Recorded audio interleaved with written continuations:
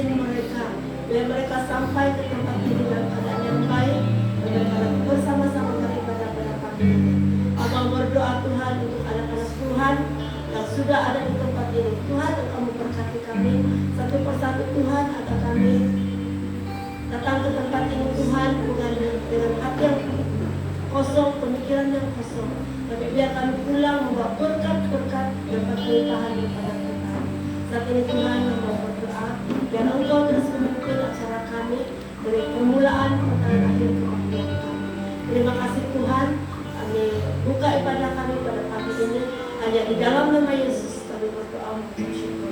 Amin. Sama-sama bertepuk tangan ya.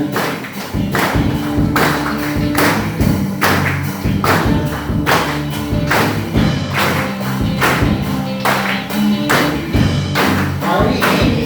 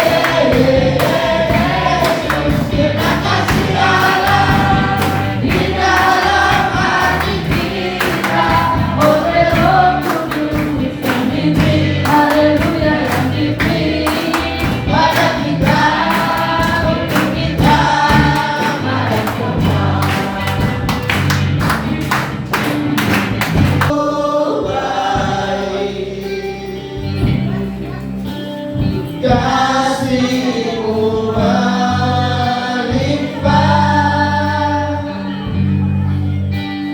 di hidupku.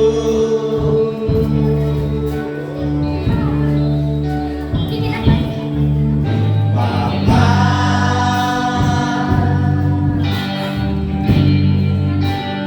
ku berterima kasih. Berkat-Mu hari ini yang Kau sediakan bagiku. Naikkan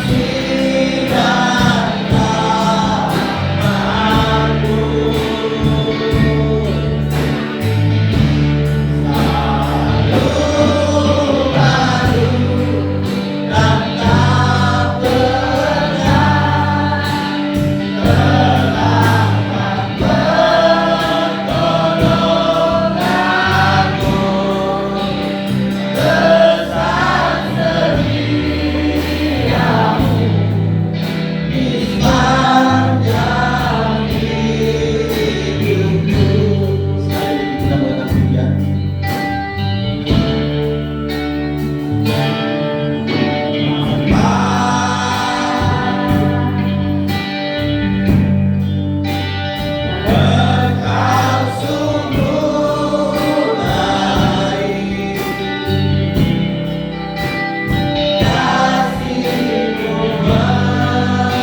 yang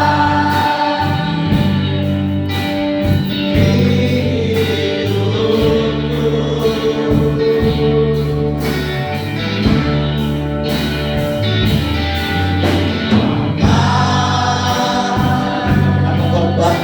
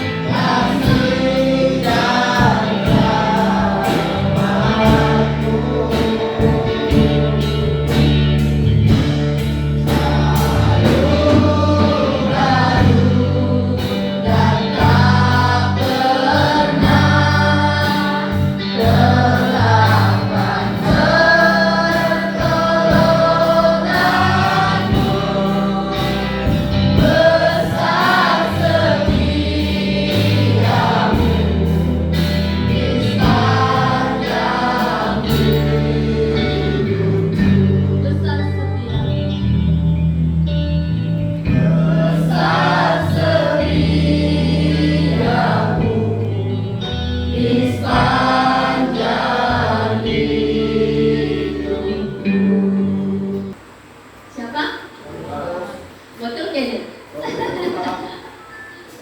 Oke, ada yang mengatakan utamakan Yesus. Tapi saya kadangkala yang lebih utama adalah kepentingan kita bicara manusia. Kadangkala Yesus itu ada di belakang dulu. Utamakan dulu apa yang kita perlukan dalam kehidupan kita. Tapi pada pagi ini kita belajar bagaimana Tuhan mengutamakan umat ciptaan Tuhan di dalam kehidupan kita pada pagi ini. Buat Tuhan itu mengutamakan bukan diri dia, tetapi yang mengutamakan orang-orang yang percaya supaya mereka mengalami keselamatan yang daripada Tuhan di dalam kehidupan mereka, dalam kehidupan kita sebagai orang-orang percaya. Jadi sebagai dasar firman Tuhan pada pagi ini kita melihat dalam Kolose 1 ayat yang ke-23. Saya hanya ambil satu ayat saja, tapi keseluruhannya dari 15 sampai yang ke-29. Tapi ayat kunci kita pada pagi ini, dasar dalam pembicaraan pada pagi ini di dalam Kolose 1 ayat yang ke-23. Tidak binasa bersama-sama dengan dunia ini, tetapi kita akan memiliki keselamatan yang dalam Tuhan di dalam kehidupan kita pada saat ini. Bagaimana kita mengutamakan Tuhan dalam kehidupan kita?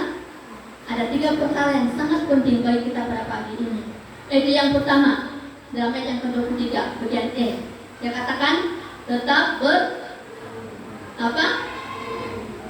bertekun di dalam Tuhan. Dan yang kedua, tetap teguh di dalam Tuhan. Dan yang ketiga, tetap beriman, percaya, dan berharap kepada Tuhan di dalam kehidupan kita. Jadi ingat 3 kunci ini, bagaimana kita mengutamakan Tuhan di dalam kehidupan kita sebagai orang-orang percaya. Ingat, Ia sedang kita dengar, tapi sukar untuk kita lakukan di dalam kehidupan kita sebagai orang-orang percaya di dalam kehidupan kita pada hari ini. Itulah sebabnya firman Tuhan yang mengatakan bahwa keutamaan Tuhan adalah untuk memberi kita kehidupan yang kekal di dalam kehidupan sebagai orang-orang percaya. Tuhan tidak mau kita binasa bersama-sama dengan dunia ini, tetapi Tuhan mau agar kita diselamatkan daripada dunia yang fana ini dalam kehidupan kita. Ingat, sebagai orang-orang percaya, keutamaan kita adalah Tuhan di dalam kehidupan kita. Segala sesuatu yang kita miliki dalam dunia ini, sering-sering kali saya katakan semuanya adalah sia-sia. Semuanya dibinasakan bersama-sama dengan dunia ini. Sebab dia adalah benda yang fana, tidak kekal untuk selama-lamanya. Tetapi Tuhan adalah kekal untuk selama-lamanya. Baik di dunia ini kita percaya, bahkan dunia yang akan datang, kita akan menerima kehidupan yang kekal di dalam kehidupan kita. Itulah sebabnya kita harus mengutamakan Tuhan di dalam kehidupan kita. Ingat hari ini. Kalau kita lihat dalam ayat yang pertama, bagian 23 bagian E, dia katakan tetaplah bertekun di dalam iman. Ini suatu perintah bagi kita sebagai orang-orang percaya. Mengapa dia memberitakan kita pada pagi ini? Kita harus bertekun di dalam iman kita. Sebab iman adalah suatu kekuatan bagi orang-orang yang percaya kepada Tuhan dalam kehidupan mereka. Iman adalah suatu keteguhan kita untuk menghadapi setiap cabaran dalam kehidupan kita.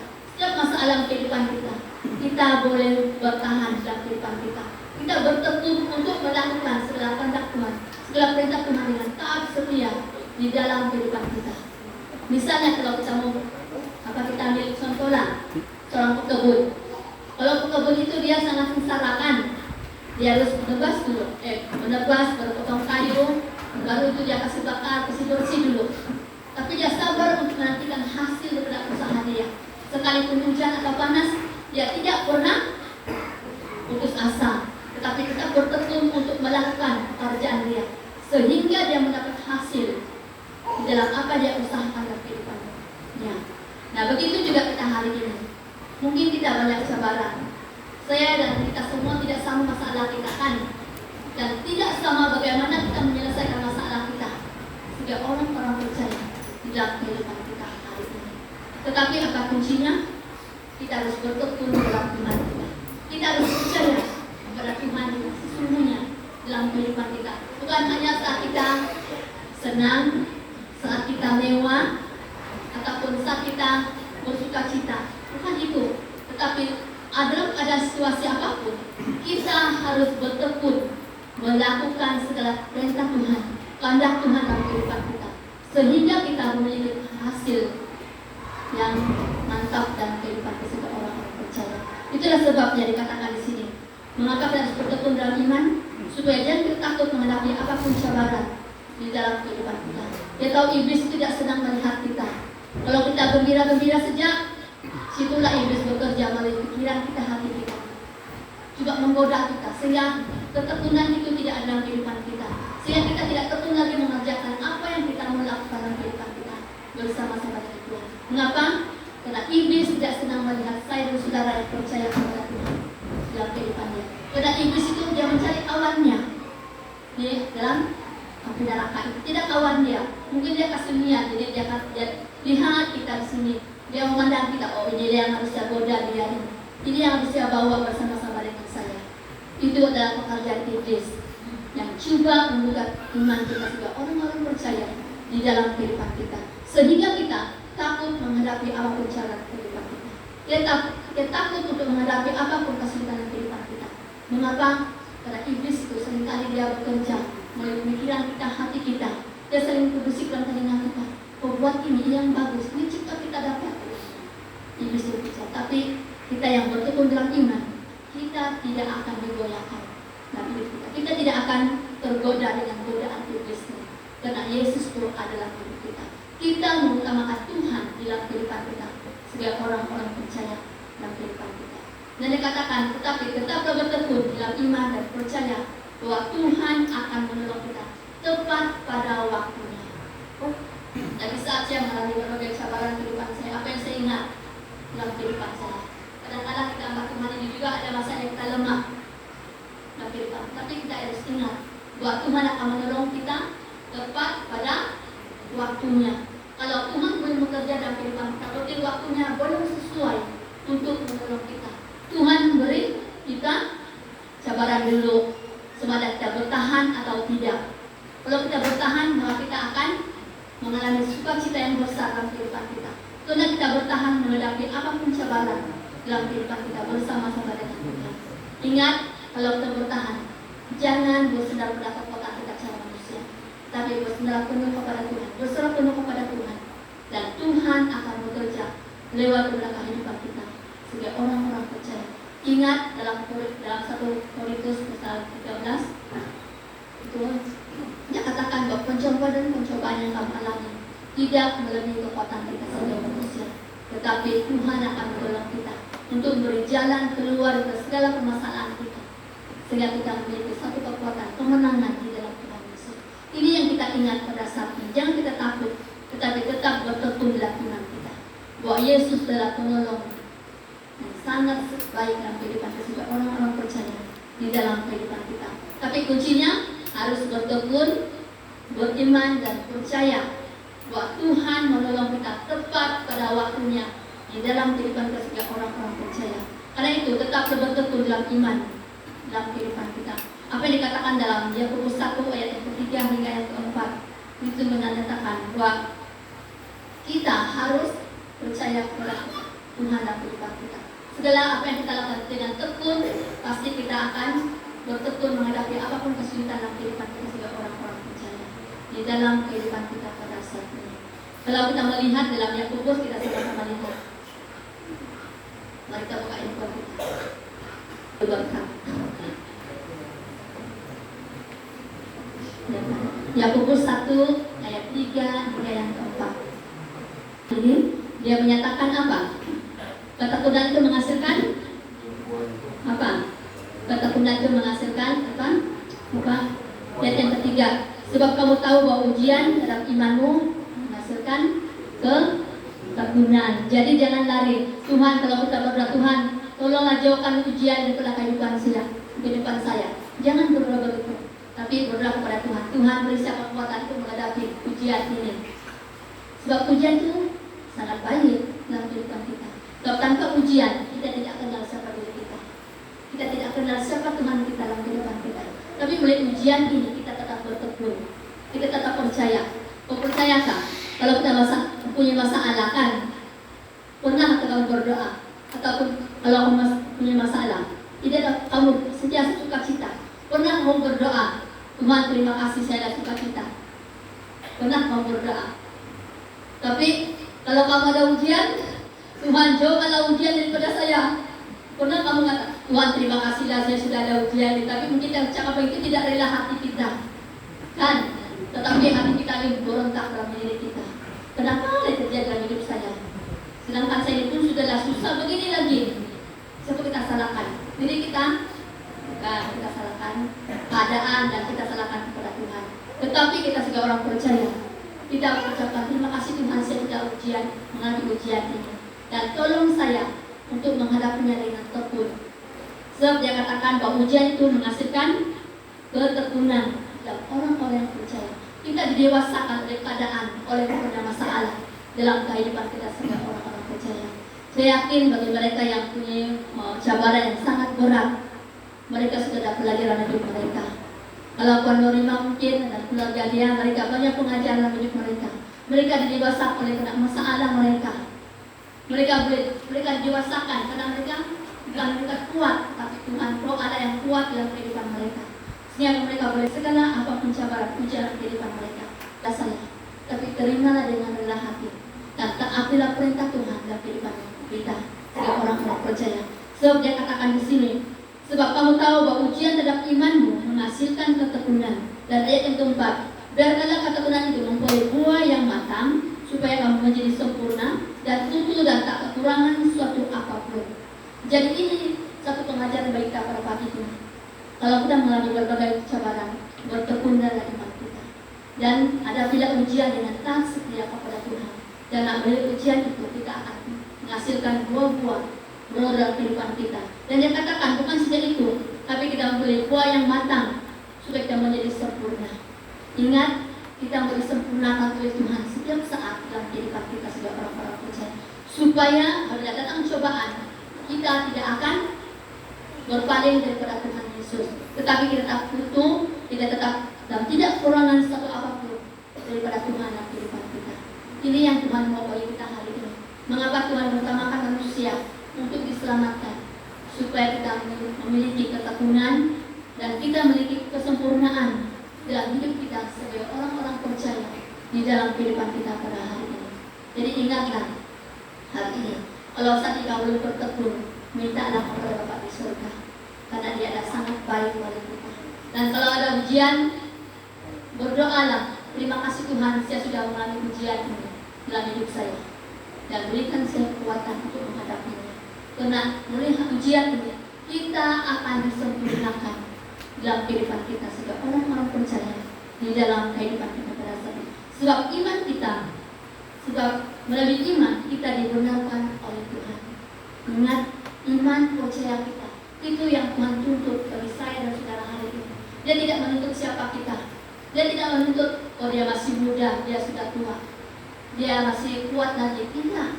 Tuhan melihat iman kita kepada Tuhan, dan Tuhan melihat apa yang kita lakukan untuk menguatkan iman kita sebagai orang-orang percaya di dalam kehidupan kita. Sebab melalui iman kita dibenarkan oleh Tuhan.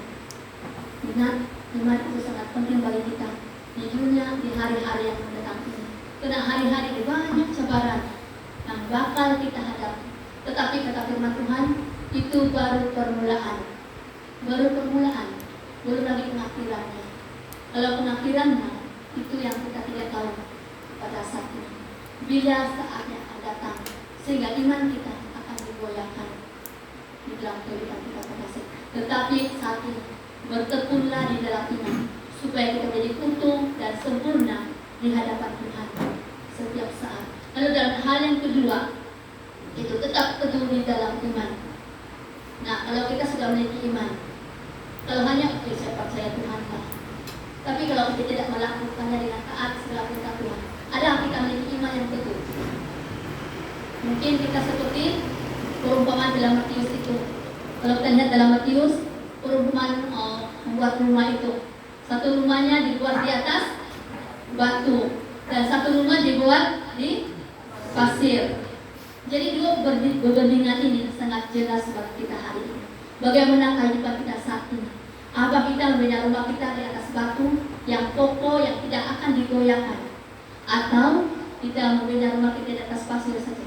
Asal-asal kita membuat rumah, kita boleh berlindung. Tapi kalau sudah datang banjir, hujan, banjir melanda rumah itu, dia akan robohkan. Jadi apa yang terjadi? Kalau kita tidak membina hidup kita atas dasar kasih Tuhan dalam kehidupan kita, kita akan dimusnahkan oleh binasa itu. Tetapi kalau kita membina rumah kita, hidup kita atas dasar batu yaitu Yesus, kita tidak akan digoyahkan. Sebaliknya, kita akan berdiri teguh di dalam iman kita sampai Tuhan datang kedua kali ke dalam dunia ini. Apa yang dikatakan dalam 23 tadi dia menyatakan di situ. Dan Kolose 1 ayat yang ke-23 bagian B. Bahwa dia katakan tetaplah teguh di dalam iman. Ini suatu perintah bagi kita. Tetap berdiri teguh di dalam iman kita. Karena iman itu sangat penting bagi orang-orang yang percaya di dalam kehidupan kita. Melalui iman inilah kita akan menerima keselamatan yang daripada Tuhan di dalam kehidupan kita. Jangan kita digoyahkan oleh ilah zaman ini, tetapi kita tetap teguh dalam iman kita sebagai orang-orang percaya di dalam kehidupan kita pada saat ini. Apa yang dikatakan dalam Ibrani 12 ayat yang ke-26 hingga yang ke-27. Di situ jelas sekali dinyatakan bagaimana kita berdiri teguh di dalam iman kita. Ibrani 12 ayat yang ke-26 hingga yang ke-27. Sini saya akan bacakannya. Ayat yang ke-26. Waktu itu suaranya menggoncangkan bumi, tapi sekarang ia memberikan janji. Satu kali lagi aku akan menggoncangkan bukan hanya bumi saja, melainkan langit juga. Ayat yang ke-27. Ungkapan satu kali menunjukkan kepada perubahan pada apa yang dapat digoncangkan. Karena ia dijadikan supaya tinggal tetap apa yang tidak digoncangkan. Jadi apa yang kata arti firman Tuhan ini bagi kita hari ini? Bahwa kita seringkali lemah dalam kehidupan kita, tapi itu belum menakutkan kita lagi. Tapi kalau saatnya nanti Tuhan datang kedua kali dengan suara yang sejak, kita akan merasa digoyahkan, kita merasa takut menghadapi apapun cabaran kehidupan kita sebagai orang-orang percaya. Sehingga dia katakan di sini bahwa satu kali lagi dia akan menggoncangkan bumi ini. Bagaimana dia menggoncangkan bumi ini? Kita lihat banyak bencana alam. Adalah kepala air langsung dari sinilah, adalah jembatan yang runtuh, adalah bangunan yang runtuh. Dan kita pun melihat seperti itu. Takut pula kita tengok. Sedangkan yang terjadi di Endon pun banjir besar pun kita rasa takut juga. Macam mana kita melari? Sedangkan kita adalah satu bumi. Tapi itu adalah satu peringatan bagi kita sebagai orang-orang percaya, supaya jangan kita digoyahkan oleh keadaan-keadaan yang terjadi di muka bumi. Karena itu baru permulaan kata firman Tuhan. Mulai selanjutnya baru permulaan. Karena mengapa hal terjadi? Mengapa dia katakan di sini, ungkapan yang terjadi menunjukkan kepada perubahan dalam kehidupan kita. Mengapa terjadi? Karena Tuhan mau supaya ada umat-umat yang tertinggal di dalam muka bumi yang tetap teguh dalam iman mereka. Ingat, Tuhan mau agar ada umat-umat Tuhan tetap setia kepada Tuhan dalam kehidupan mereka, dan mereka akan menerima keselamatan. Ini yang kita maukan, supaya kita diselamatkan bersama-sama dengan Tuhan. Jadi kalau kita melihat gempa bumi masalah itu, jangan kita rasa takut, sebab itu harus terjadi, kata firman Tuhan. Dia katakan waktu itu suaranya menggoncangkan bumi, tapi sekarang itu adalah baru permulaan. Jadi kalau kita saat ini siap sedia menghadapi, kau percaya kamu sudah bersama dengan Tuhan saat ini? Melalui iman kita kepada Tuhan, kita percaya bahwa kita akan bersama-sama dengan Tuhan di dalam kehidupan kita. Tuhan lihat iman saya dan saudara, bagaimana kepercayaan sepenuhnya kepada Tuhan dalam kehidupan kita pada saat ini. Sebab dia katakan itu, bahwa itu baru permulaan Tuhan menggoncangkan bumi pada saat ini. Dia katakan dia menggoncangkan baik di bumi maupun di langit, dia akan digoncangkan supaya kita yang percaya tetap berdiri teguh dalam iman kita. Kita tidak akan berpaling kepada Tuhan, tapi kita tetap hidup memuliakan Tuhan dalam kehidupan kita. Ya, orang-orang percaya di dalam kehidupan kita pada saat ini. Ini yang katakan di sini bahwa sungguh jelas bagi kita firman Tuhan ini menyatakan bahwa tetap teguh percaya, dan dia katakan di sini bahwa kita harus bertahan menghadapi apapun cabaran dalam kehidupan kita, supaya kita tetap memiliki Yesus sebagai Tuhan dan Selamat kehidupan kita sebagai orang-orang percaya. Mengapa terjadi? Supaya tertinggal satu umat yang tetap percaya kepada Tuhan dalam kehidupan kita. Jadi ingat, saya yakin dan percaya saya dan saudara hari ini melalui perbuatan kita, melalui tindakan kita, melalui iman kepada Tuhan, kita akan memiliki keselamatan di dalam kerajaan surga. Itu yang kita kerjakan saat ini. Kita berusaha untuk memperbaiki hidup kita. Kita tahu kita manusia tidak ada yang sempurna. Tapi kalau kita berdatang kepada Tuhan, kita percaya kepada Tuhan, kita mengandalkan Tuhan kehidupan kita, kita pasti akan memiliki keselamatan yang Tuhan sediakan dalam kehidupan kita sebagai orang-orang percaya di dalam kehidupan kita pada saat ini. Jadi ingatlah hari ini bahwa Tuhan itu sangat baik dalam kehidupan kita. Tuhan mau agar kita menjadi umat-umatnya percaya kepada Tuhan. Satu umat yang tertinggal, yang tetap setia bersama-sama dengan Tuhan dalam kehidupan mereka.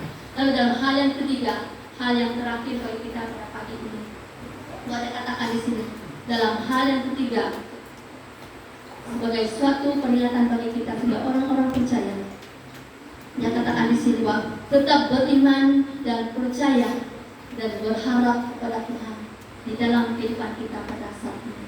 Apa yang dikatakan dalam Kolose 1 ayat yang ke-23 bagian C, dia katakan bahwa tetaplah beriman, percaya kepada Tuhan dan berharap pada janji Tuhan itu di dalam kehidupan kita. Ingat, kita hanya berharap kepada Tuhan di dalam kehidupan kita. Dalam kita menghadapi berbagai cabaran, harapan kita adalah Tuhan, karena Dia mengenal hati kita. Tuhan mengenal apa yang kita perlukan dalam kehidupan kita, di dalam kehidupan kita. Dan Tuhan hanya melihat hati kita. Dia tidak melihat siapa kita, tetapi Dia melihat hati kita ini. Apakah kita sungguh-sungguh percaya di dalam Tuhan dalam kehidupan kita? Apakah kita tetap beriman kepada Tuhan dalam kehidupan kita sebagai orang-orang yang percaya di dalam kehidupan kita pada saat ini? Sebab Tuhan tidak akan berubah dari sekarang sampai selama-lamanya. Dia tidak pernah berubah dalam hidup kita. Sekali kita berubah iman kita, tetapi Tuhan tidak pernah berubah. Dia tetap menunggu kita berbalik kepada Tuhan, dan Tuhan tetap menunggu kita untuk datang kepada Tuhan, untuk meminta kekuatan yang daripada Tuhan dalam kehidupan kita sebagai orang-orang percaya. Sebab Tuhan itu tidak akan berubah dari sekarang sampai selama-lamanya untuk melakukan mukjizat-Nya di dalam kehidupan kita sebagai orang-orang percaya. Jadi inilah keistimewaan kita sebagai orang Kristen hari ini, bahwa kita tidak sendirian, tapi ada Tuhan bersama-sama dengan kita pada saat ini. Mengapa kita harus batasi kuasa Tuhan dalam kehidupan kita sebagai orang-orang percaya? Kadang-kadang kita batasi bahwa Tuhan itu tidak akan melakukan. Tapi hari ini, marilah kita menyerahkan diri kita sepenuhnya dalam tangan Tuhan. Jangan batasi kuasa Tuhan itu dalam hidup kita. Kita harus ingat bahwa hidup kita hanya singkat adanya. Jangan kita sia-siakan hidup kita di dalam muka bumi ini. Tetapi firman Tuhan mengingatkan kita, tetaplah bertekun di dalam iman kita, dan jangan digoyahkan oleh dan sebagainya. Tetapi tetaplah beriman, percaya kepada Tuhan dalam kehidupan kita. Selagi kita bernapas, selagi kita mau agar Tuhan melakukan yang terbaik untuk hidup kita. Kita katakan kepada Tuhan, Tuhan, saya mau pakai saya, ubah saya untuk menjadi yang sempurna dalam kehidupan kita. Pernah mau berdoa, Tuhan pakailah saya. Pernah mau berdoa? Pernah? Atau kamu hanya berdoa, Tuhan bagi saya ini, bagi saya itu, beri saya kesehatan, beri saya kekuatan. Tapi pernah kamu bertanya kepada Tuhan, Tuhan, ini hidup saya, pakailah saya seperti tanda. Pernah kamu bertanya dengan Tuhan? Mungkin kita tidak siapkan dalam musik, tidak. Tetapi kita dipakai oleh Tuhan melalui kehidupan kita. Sebagai orang-orang percaya, Tuhan melihat kita laku kita. Tuhan melihat apa yang kita lakukan dalam kehidupan kita. Dan itu yang akan menjadi kunci iman kita.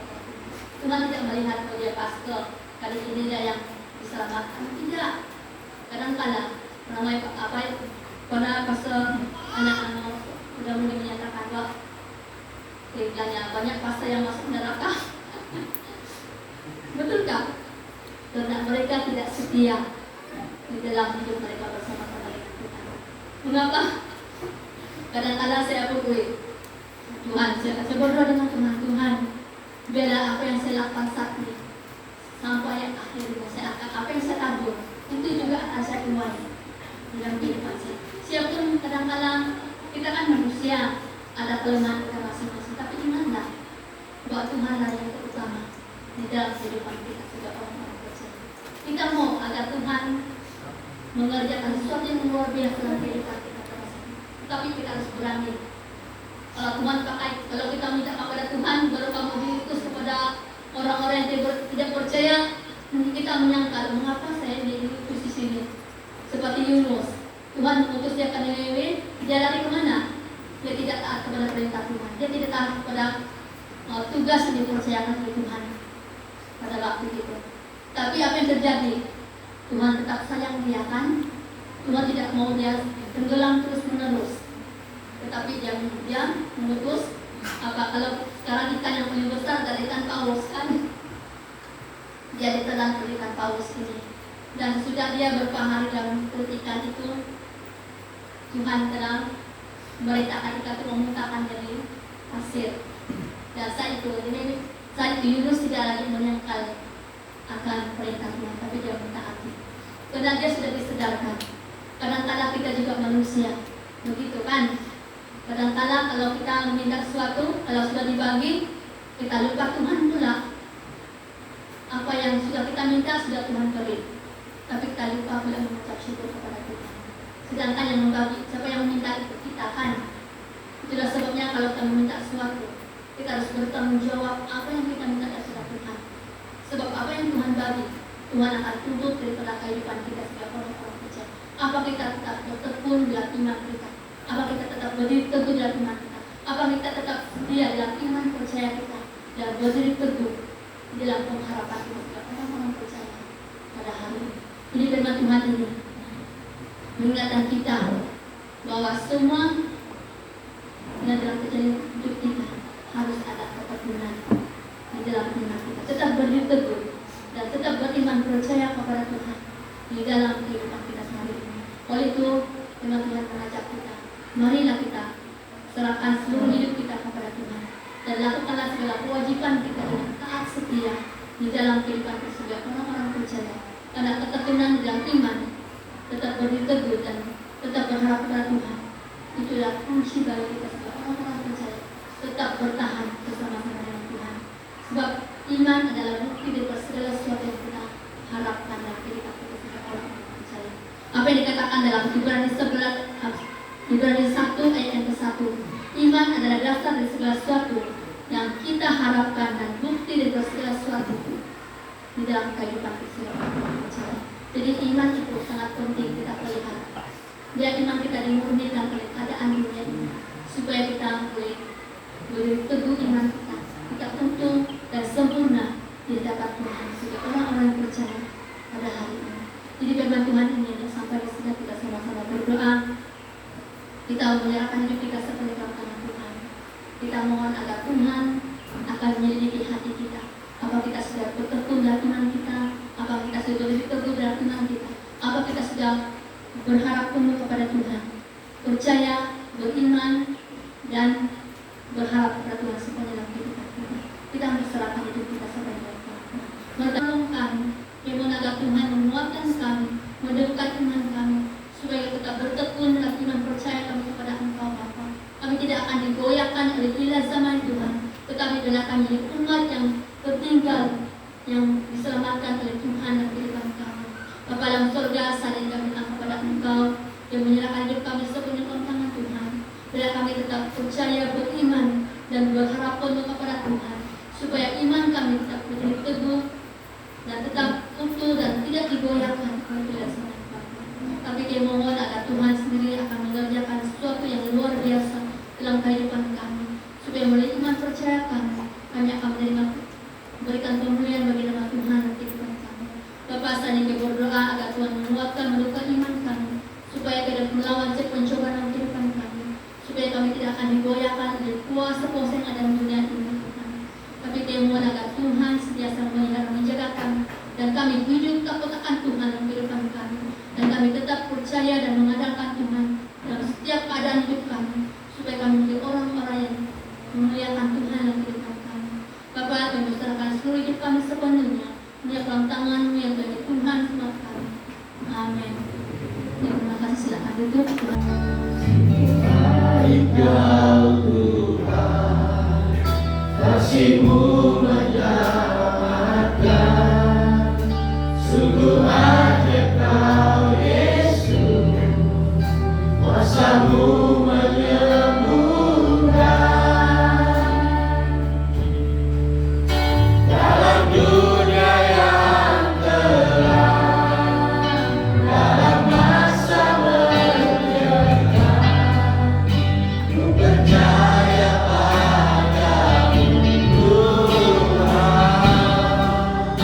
ku serahkan hidupku. Ku mau menyenangkan-Mu, Tuhan. Ku mau menyenangkan-Mu. Ku mau menyenangkan-Mu, Tuhan. Ku mau menyenangkan-Mu. Dalam jalanku, dalam pikirku, dalam bicaraku. Sekali lagi, kita sama-sama bangkit berdiri. Engkau Tuhan, kasih-Mu menyelamatkan. Sungguh ajaib Kau Yesus, kuasa-Mu menyembuhkan. Dalam dunia yang gelap, dalam masa mencekam, ku percaya padamu, Tuhan. Ku serahkan hidupku. Ku mau menyenangkan-Mu, Tuhan. Ku mau menyenangkan-Mu. Ku mau menyenangkan-Mu, Tuhan. Ku mau menyenangkan-Mu. Dalam jalanku, dalam pikirku, dalam bicaraku,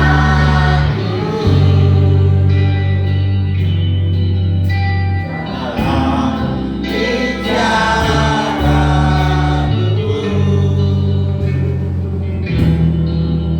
dalam bicaraku. Oke, dipersilakan duduk.